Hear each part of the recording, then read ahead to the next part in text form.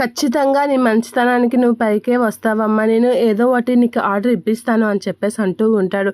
ఏంటి మళ్ళీ ట్రాక్ మార్చారు, నా నుంచి వేరే వేరే సైడ్ ఆర్డర్ వెళ్ళింది అని అనేసరికి ఏం చేయమంటావు, దానికి కారణం నేను కాదు, అతనే ఇమ్మన్నారు, ఏదో ఒక ఆర్డర్ ఇమ్మన్నారు. ఇప్పుడు నీకు ఎదురెళ్ళింది కదా ఆ అమ్మాయికే ఆర్డర్ ఇమ్మన్నారు అని అనేసరికి అవునా, అయితే ఇది పెద్ద మ్యాటర్ ఏం కాదు, నేనే చూసుకుంటానులే, మీరేమి ఇది అవ్వకండి, ఇది నాకు పోటీ ఏం కాదులే అని చెప్పేసి అంటూ ఉంటుంది.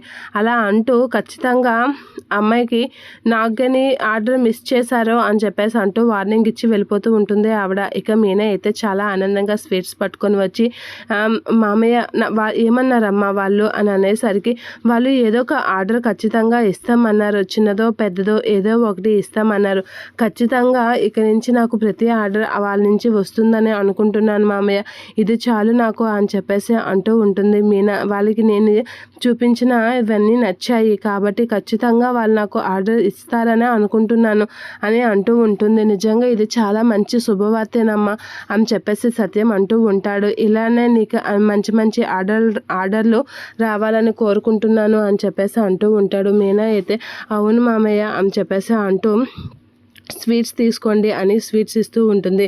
మీనా అని ప్రభావతి అనేసరికి ఏమైంది అత్తయ్య అని అంటూ ఉంటుంది.